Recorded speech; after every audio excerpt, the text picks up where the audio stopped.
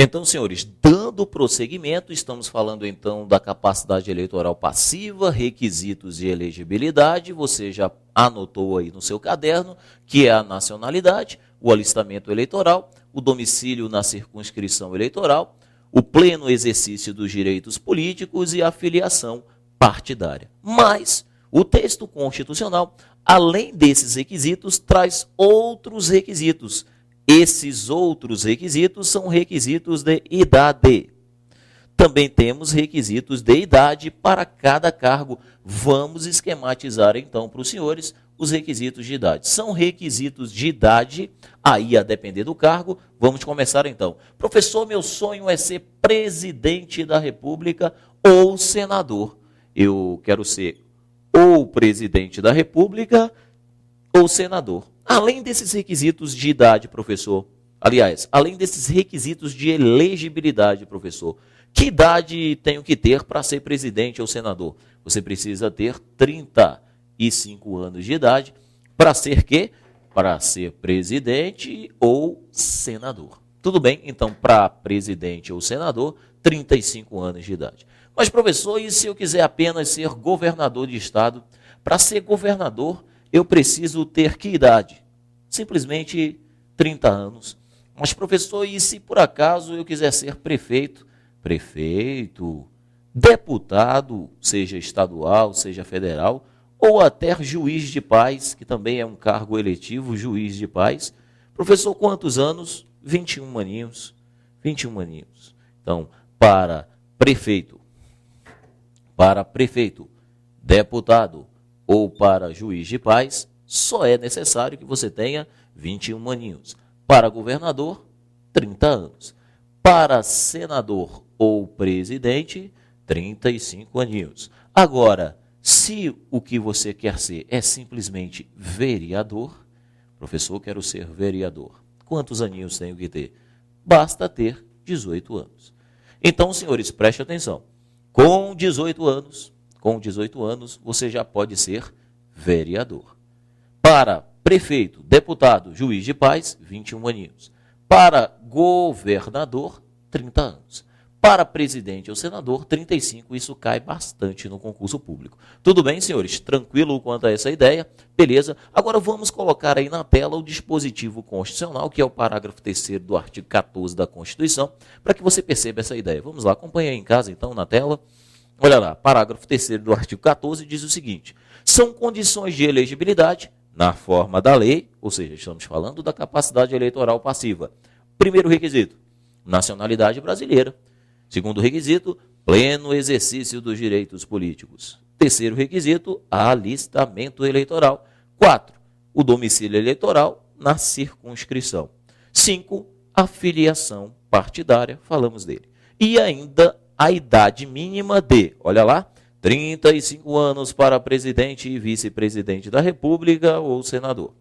Letra B, 30 anos para governador e vice-governador de estado ou do Distrito Federal. Letra C, 21 anos para deputado federal, deputado estadual ou distrital. Prefeito, vice-prefeito e juiz de paz. E por último, 18 anos para vereador. Volta aqui para mim.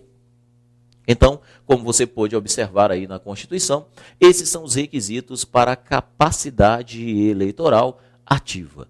Tudo bem, senhores? Vamos continuar então a nossa ideia aqui. Vamos embora. Já falamos então da capacidade eleitoral ativa, falamos da capacidade eleitoral passiva. Vamos então para um próximo ponto. Senhores. Bom, antes de ir para o próximo ponto, uma ideia para os senhores. Quando a gente fala em capacidade eleitoral ativa e quando a gente fala em capacidade eleitoral passiva, a doutrina costuma falar também que esses dois se referem aos direitos políticos positivos. Já quando falamos em inelegibilidade, a doutrina também chama isso de direitos políticos negativos. Então fique atento, essa nomenclatura pode aparecer na sua prova, eu repito. Quando falamos em capacidade eleitoral ativa e capacidade eleitoral passiva, estamos falando de direitos políticos positivos. Já quando falamos incapacidade, aliás, é isso mesmo, quando falamos em inelegibilidade, a doutrina também chama isso de direitos políticos negativos. Tudo bem? Então é exatamente nos direitos políticos negativos que vamos ingressar agora. Vamos começar a estudar então os direitos políticos negativos. Estamos falando então em inelegibilidade. Próximo ponto então no material dos senhores, vamos lá. Inelegibilidade. Coloque aí. Inelegibilidade. Primeiro, a doutrina costuma dividir, então, a inelegibilidade em 3 espécies. Por isso mesmo, eu vou colocar um pouco mais abaixo aqui. Um pouco mais abaixo.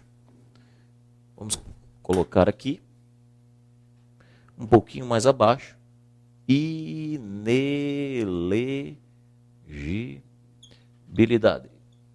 Bom, a doutrina costuma colocar, então, senhores, a inelegibilidade, costuma dividir a inelegibilidade em 3 espécies. Então, nesse sentido, nós temos inelegibilidade absoluta. Vai esquematizando aí. Inelegibilidade absoluta, inelegibilidade relativa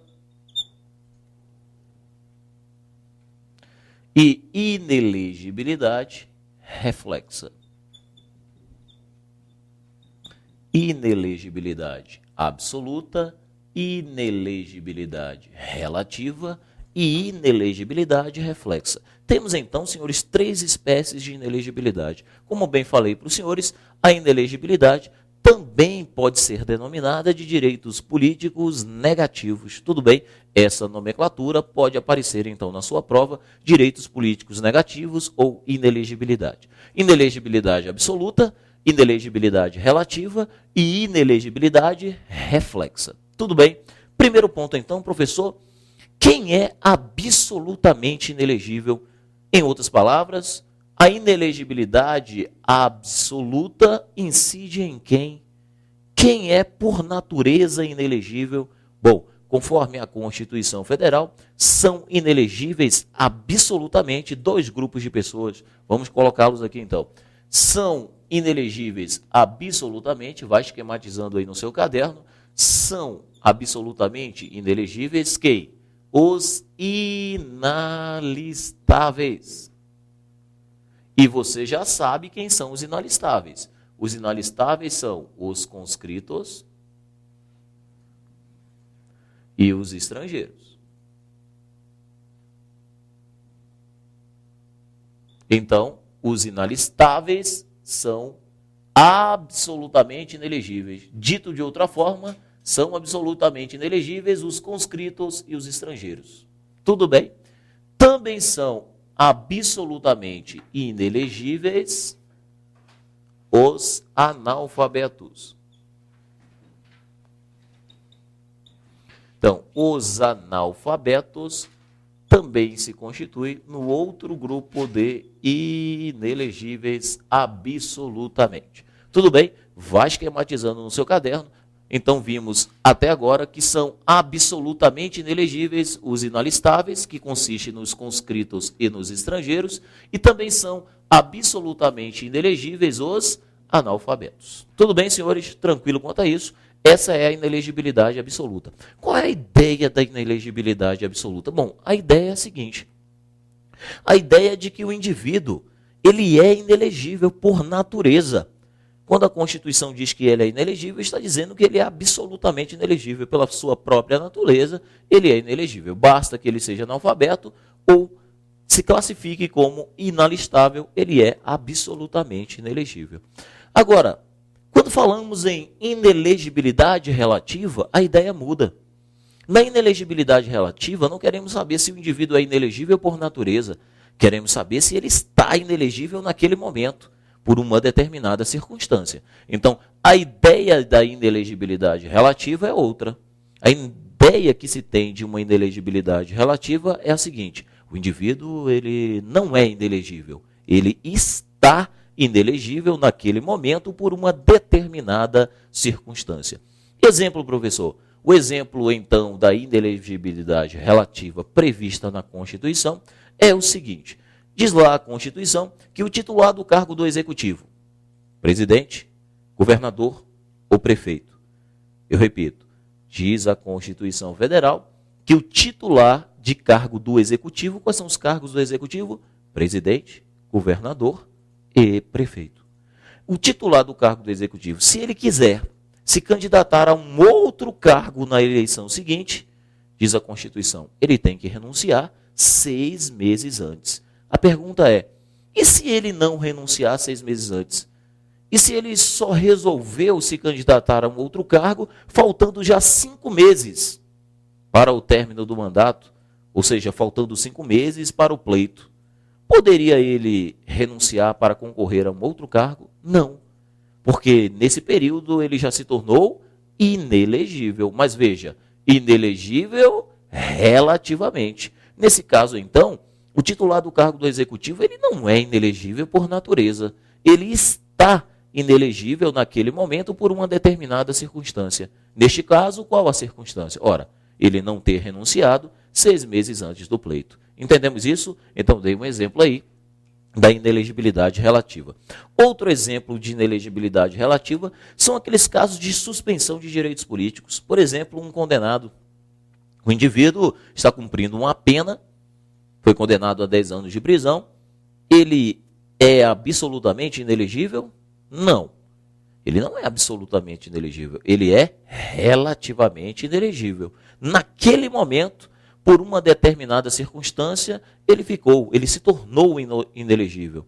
Qual a circunstância no exemplo? Ora, ter sofrido uma condenação penal e fez com que ele tivesse seus direitos políticos suspensos, tornando ele inelegível durante aquele prazo. Tudo bem? Beleza? Demos então aí 2 exemplos da inelegibilidade relativa. Tudo bem, senhores? Vamos ver agora esses 2 exemplos, isso que eu falei da inelegibilidade e da relativa na Constituição. Coloca aí na tela. Aí na tela, então, para os senhores, aí, parágrafo 4º do artigo 14 da Constituição, que diz o seguinte, são inelegíveis os inalistáveis e os analfabetos. Ou seja, estamos falando da inelegibilidade absoluta. Esses daí são inelegíveis sobre qualquer circunstância. Tudo bem? Agora, olha o parágrafo 6º. O parágrafo 6º traz aquela ideia que eu falei para os senhores da inelegibilidade relativa. Olha aí. Para concorrerem a outros cargos, o examinador vai dizer para concorrer ao mesmo cargo. E aí estará errado. Cuidado, já vi isso bastante no concurso público. Então, para concorrerem a outros cargos, o presidente da República, os governadores de Estado e do Distrito Federal e os prefeitos devem renunciar aos respectivos mandatos até 6 meses antes do pleito. Estamos falando, então, de um caso de inelegibilidade relativa. Volta aqui para mim. Então, senhores, como dito aí para os senhores, a inelegibilidade absoluta incide somente em 2 grupos de pessoas, os inalistáveis e os analfabetos.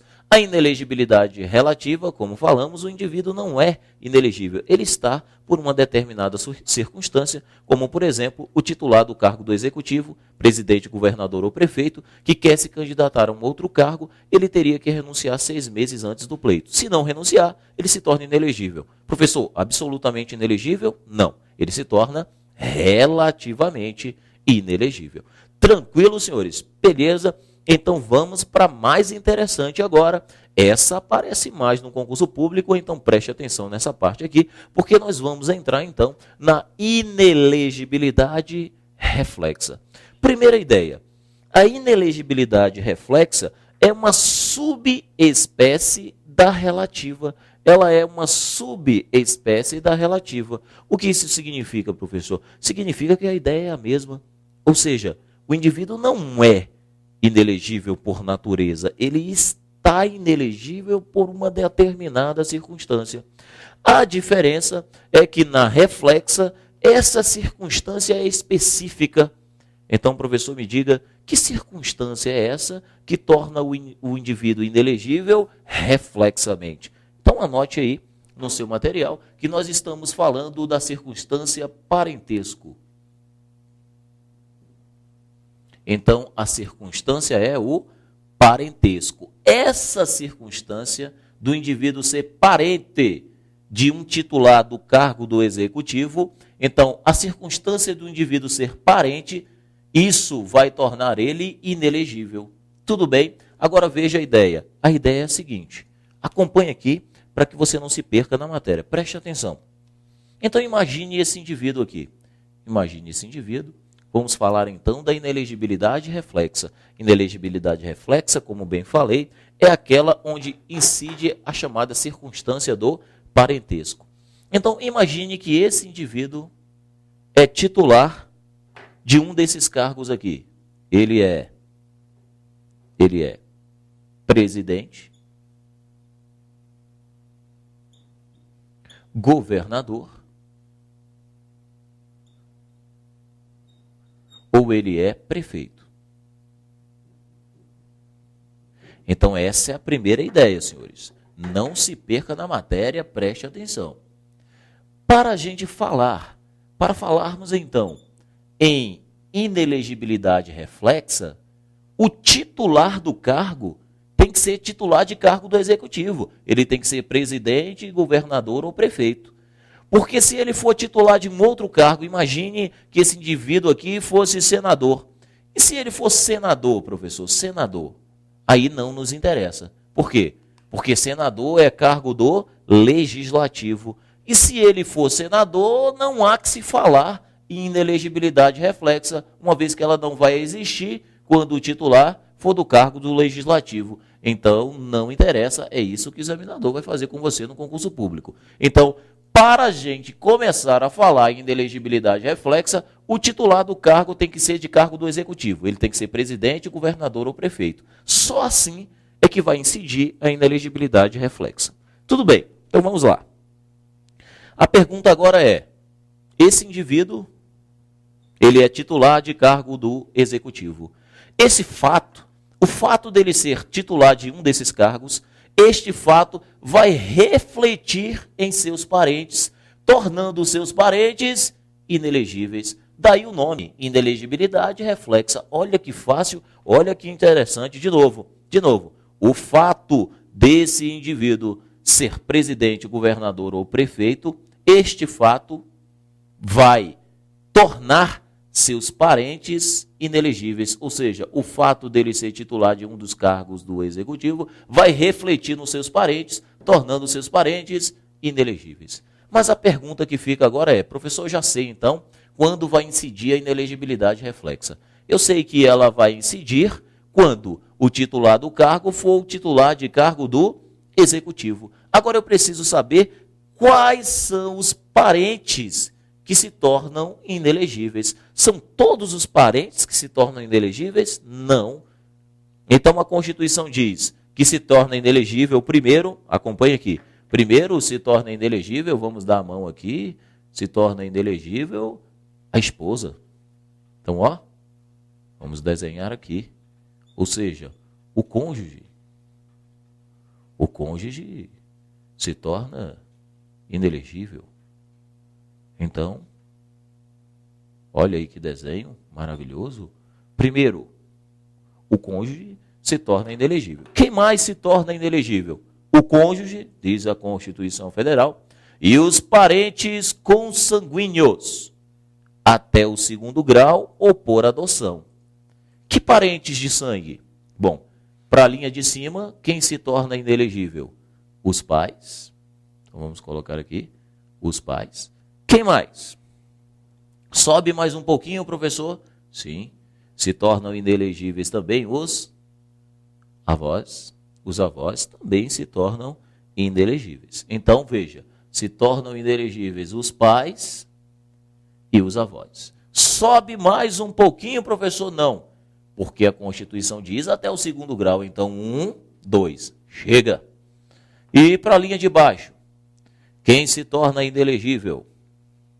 Os filhos.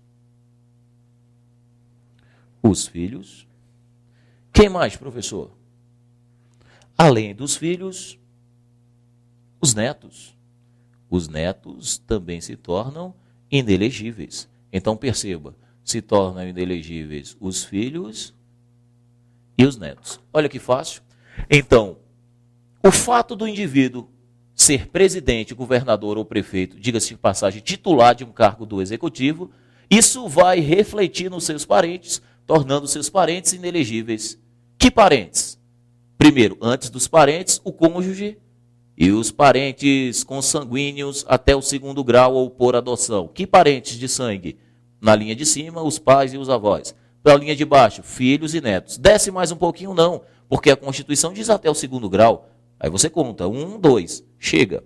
Ainda também é inelegível o irmão. O irmão também se torna inelegível. O irmão vamos melhorar isso aqui. O irmão. O irmão também se torna inelegível. Mas, professor, o irmão é parente de que grau? O irmão é parente de 2º grau, porque você não vai contar para o lado. Você vai no pai e depois para cá. Olha, 1, 2. Então, o irmão parente de 2º grau também se torna inelegível. Então, quem é inelegível? Quem se torna inelegível por ser parente do titular do cargo do executivo? O cônjuge. E os parentes consanguíneos até o 2º grau. Pais, avós, filhos, netos e irmãos. Tudo bem, senhores? Tranquilo? Mas a Constituição também fala que os parentes, preste atenção, também se tornam inelegíveis os parentes por afinidade. E quem são os parentes por afinidade? Vamos colocar aqui, ó. Também se tornam inelegíveis os afins, ou seja, parentes por afinidade. Os parentes por afinidade também se tornam inelegíveis. Então, esquematizando rapidamente aqui para os senhores, parentes por afinidade. Quem são? O sogro e a sogra, sogro, sogra, genro, nora, o cunhado e também os avós do cônjuge. Então está aqui, senhores, se tornam inelegíveis também os parentes por afinidade. Quem? Sogro, sogra, genro, nora, cunhado e os avós do cônjuge. Tudo bem? Vamos fechar então esse entendimento aqui. Preste atenção. Estamos falando então da inelegibilidade, ou seja, estamos falando dos direitos políticos negativos. Os direitos políticos negativos ou a inelegibilidade se subdivide em 3. Inelegibilidade absoluta, relativa e reflexa. A inelegibilidade absoluta só incide em 2 grupos de pessoas, os inalistáveis e os analfabetos. E os inalistáveis sabemos quem são, os conscritos e os estrangeiros. A inelegibilidade relativa, como bem falei, o indivíduo não é inelegível, ele está inelegível. Observamos como exemplo aqui, aquele titular do cargo do executivo que não renuncia ao mandato 6 meses antes do pleito. Logo, isso o torna relativamente inelegível para concorrer a um outro cargo. Estamos falando então da inelegibilidade reflexa. Falei que a inelegibilidade reflexa é uma subespécie da inelegibilidade relativa. Agora, ela é uma subespécie da inelegibilidade relativa. Isso significa que a ideia é a mesma. O indivíduo não é inelegível, ele está inelegível por uma determinada circunstância. Mas qual circunstância? Aqui a circunstância é específica, ou seja, o parentesco. O fato do indivíduo ser titular de cargo do executivo, este fato dele ser titular de cargo do executivo vai refletir nos seus parentes, tornando os seus parentes inelegíveis reflexamente. Quais parentes?